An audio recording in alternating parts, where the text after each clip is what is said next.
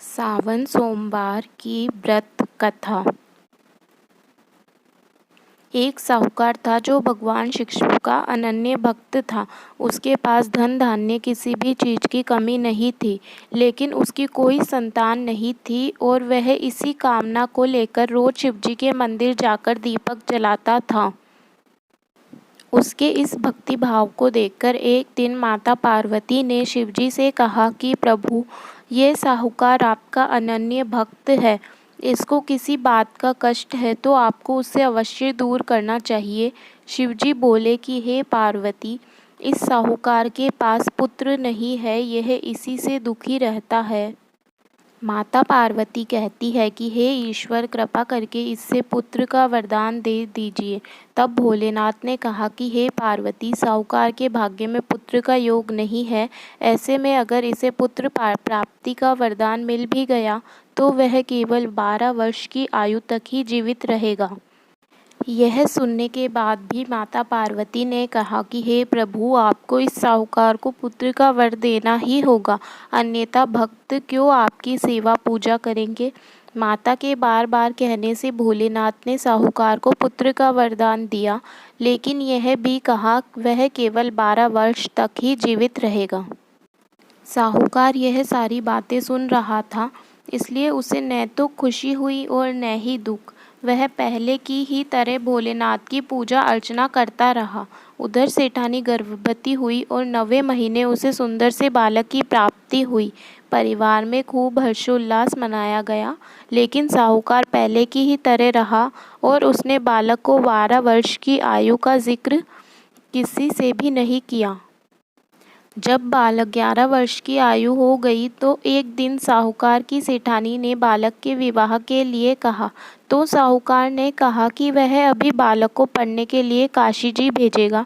इसके बाद उसने बालक के मामा जी को बुलाया और कहा कि इसे काशी पढ़ने के लिए ले जाओ और रास्ते में जिस भी स्थान पर रुकना, वहाँ यज्ञ करते हुए और ब्राह्मणों को भोजन कराते हुए आगे बढ़ना। उन्होंने भी इसी तरह करते हुए जा रहे थे कि रास्ते में एक राजकुमारी का विवाह था। जिससे उसका विवाह होना था वह एक आग से काना था। तो उसके पिता ने जब अति सुंदर साहूकार के बेटे को देखा तो उसके मन में आया कि क्यों न इसे ही घोड़ी पर बिठाकर शादी के सारे कार्य संपन्न करा लिए जाए। तो उन्होंने मामा से बात की और कहा कि इसके बदले में वह अथाह धन देंगे, तो वह भी राजी हो गए।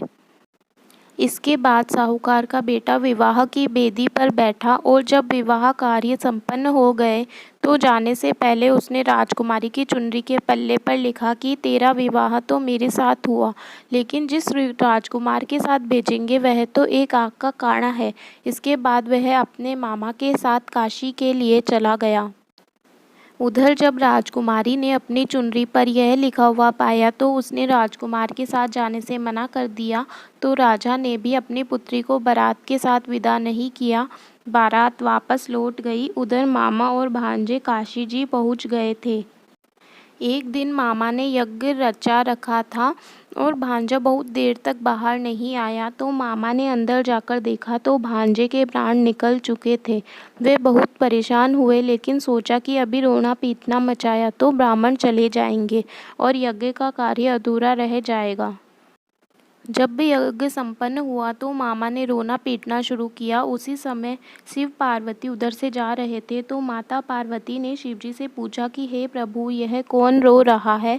तभी उन्हें पता चलता है कि यह तो भोलेनाथ के आशीर्वाद से जन्मा साहूकार का पुत्र है। तब माता पार्वती कहती है कि हे स्वामी, इसे जीवित कर दे, अन्यथा रोते रोते इसके माता पिता के प्राण निकल जाएंगे। तब भोलेनाथ ने कहा कि हे पार्वती, इसकी आयु इतनी ही थी, सो वह भोग चुका। लेकिन माता के बार बार आग्रह करने पर भोलेनाथ ने उसे जीवित कर दिया। लड़का ओम नमः शिवाय कहते हुए जी उठा और मामा भांजे दोनों ने ईश्वर को धन्यवाद दिया और अपनी नगरी की ओर लौटे। रास्ते में वही नगर पड़ा और राजकुमारी ने उन्हें पहचान लिया। तब राजा ने राजकुमारी को साहूकार के बेटे के साथ बहुत सारे धन धान्य के साथ विदा किया। उधर साहूकार और उसकी पत्नी छत पर बैठे थे। उन्होंने ये प्रण कर रखा था कि यदि उनका पुत्र सकुशल नहीं लौटेगा तो वह छत से कूदकर अपने प्राण त्याग देंगे। तभी लड़के के मामा ने आकर साहूकार के बेटे और बहू के आने का समाचार सुनाया, लेकिन वह नहीं माने तो मामा ने शपथ पूर्वक कहा। तब तो दोनों को विश्वास हो गया और दोनों ने अपने बेटे बहू का स्वागत किया। उसी रात साहूकार को स्वप्न में शिवजी ने दर्शन दिए और कहा कि तुम्हारे पूजन से मैं प्रसन्न हुआ। इसी प्रकार जो भी व्यक्ति इस कथा को पढ़ेगा या सुनेगा उसके समस्त दुख दूर हो जाएंगे और मनोवांछित सभी कामनाओं की पूर्ति होगी। ओम नमः शिवाय। यदि वीडियो अच्छा लगे तो लाइक करें और चैनल को सब्सक्राइब करें। Thank you.